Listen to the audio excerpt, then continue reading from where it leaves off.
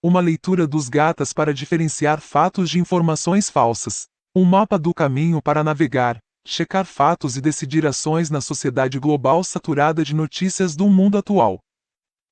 Vivemos em uma sociedade muito diferente da época em que o profeta Zaratustra fundou sua religião, de quando seus seguidores desenvolveram uma instituição com regras, costumes, tradições e rituais no Império Persa, e diferente de quando nossos ancestrais se estabeleceram na Índia entre os hindus e muçulmanos. Nossas comunidades são confrontadas com opiniões diferentes sobre mudanças para se adaptar ao mundo moderno. Os ensinamentos atemporais originais incorporados nos Gatas de Zaratustra nos oferecem inspiração e orientação para lidar com questões e realidades complexas, que não podem ser gerenciadas com o atual estado das coisas, o status quo, no que se refere a regras e tradições. Sobre a discriminação. Os Gatas nos dizem que Zaratustra ofereceu seus ensinamentos a todos os homens e mulheres que ouvirão atentamente, refletirão sobre eles, farão perguntas, entenderão com a mente aberta e tomarão decisões depois de pensarem por si mesmos sobre o que é certo. Zaratustra não discrimina com base na raça, e devemos fazer o mesmo, especialmente hoje, pois os estereótipos do passado sobre diferenças raciais foram refutados em todas as áreas de trabalho e lazer. Tampouco a menção à discriminação entre ricos e pobres ou entre pessoas nascidas em diferentes classes profissionais. No Gata Runavait, capítulo 31 do Yasna, nas estrofes 1 a 3, isso é esclarecido pelo nosso profeta. Não há menção à discriminação com base no gênero. No Yasna Gata Vahistoish, capítulo 53, estrofe 5, Zaratustra diz às noivas e aos noivos que se amem. Zaratustra considera sua filha Pourushista um exemplo de pessoa justa. Não há desculpa nos tempos de hoje para discriminar as mulheres, visto como elas provaram ser capazes de todas as posições na indústria, polícia, área militar, ministério religioso, educação, negócios, etc. Na comunidade Parsi da Índia, se pratica a separação entre a classe sacerdotal e a classe não sacerdotal, restringindo o sacerdócio aos filhos do sexo masculino de pais da classe sacerdotal, apesar da aguda escassez de sacerdotes praticantes na Índia e no exterior. Muitos dos poucos leigos adultos que tiveram o chamado para servir como sacerdotes, e que foram treinados para realizar orações rituais ainda são excluídos de uma igualitária participação e respeito nos poucos lugares onde estão disponíveis. Comitês executivos e curadores podem mudar essa discriminação educando a comunidade, resistindo à pressão de alguns grupos ortodoxos, e interrompendo esse comportamento que já está levando a um declínio nas cerimônias de oração feitas em casas particulares. Enquanto isso, os zoroastristas iranianos seguem a política de Zaratustra contra qualquer tipo de discriminação, e não discriminam mobediars, os assistentes de mobedes, sejam homens ou mulheres. Em suas funções comunitárias, eles convidam todos os mobedes e mobediars com igual respeito. Nessa linha, o falecido Dr. Ali Akbar Jafari escreveu um artigo sobre como no Irã, com as bênçãos de seu Mobedã Mobed, o chefe dos sacerdotes, chamado Rostan Shazudi, eles treinaram e deram igual respeito aos mobediars, que após 5 anos de prática se tornaram mobedes completos. Aqueles zoroastristas parsis, por sua vez, que são preconceituosos, poderiam aprender com os iranianos a seguir os Gatas. Sobre o meio ambiente. Nos Gatas, vemos Zaratustra promovendo o agricultor e a vida estabelecida em sociedade. O agricultor depende do ambiente natural, estar em boas condições para o crescimento sustentável das suas colheitas, ano após ano. Isso significa chuvas pontuais sem contaminação pelo ar poluído, o que hoje se polui com a queima de combustíveis fósseis em residências, automóveis, fábricas, indústrias e usinas. A agricultura também depende da abundância de árvores em áreas florestais próximas, que atraem chuva e absorvem dióxido de carbono. Também depende da água de rios e fontes subterrâneas, e de um bom solo com nutrientes naturais, não contaminados por produtos químicos ou excesso de resíduos animais como aqueles das indústrias de carne.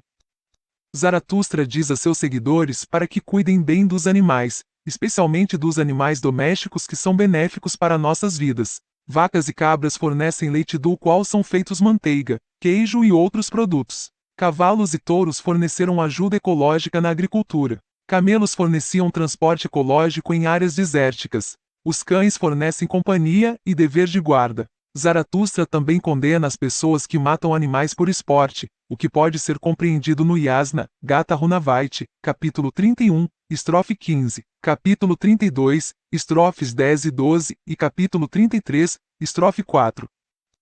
Os indivíduos podem fazer muitas coisas para reverter os danos causados ao meio ambiente. Ao reciclar papel, metais e plásticos, podemos reduzir a necessidade de cortar muitas árvores, limitar a quantidade de mineração de metais que destroem a terra, e reduzir a poluição da terra e das águas por sacolas plásticas descartadas em vez de recicladas.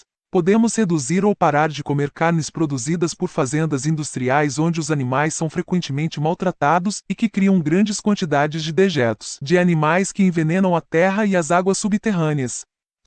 Podemos reduzir o uso de nossos carros movidos a gasolina caminhando por distâncias curtas, usando o transporte público, combinando várias tarefas em uma viagem ou comprando um carro elétrico, para quem tiver condições. A instalação de painéis solares em residências, centros comunitários, etc. pode reduzir as contas de eletricidade e reduzir o uso de combustíveis fósseis em usinas termoelétricas de energia. Sobre a desigualdade.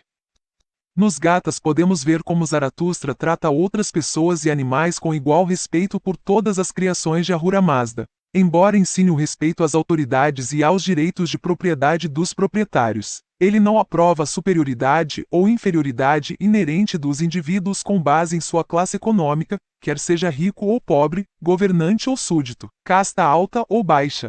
Também não aprova a superioridade de uma classe ocupacional sobre outra, como a dos sacerdotes, guerreiros, comerciantes, carpinteiros, empresários. Tampouco de um gênero sobre outro ou de uma origem racial ou étnica sobre outra. Zaratustra prega sua nova religião para qualquer um que esteja disposto a ouvir atentamente com a mente aberta e seguir uma vida justa. Isso é mencionado no Yasna, Gatha Runavait, capítulo 31, estrofe 1, e capítulo 32, estrofe 2. No mundo em que vivemos, podemos ver a desigualdade sendo praticada em todas as esferas da sociedade em todos os países, alguns mais do que outros. Muitos ricos desprezam os pobres, exploram os pobres, humilham os pobres. Os seguidores de religiões majoritárias em alguns países discriminam, humilham, perseguem e até matam seguidores de religiões minoritárias.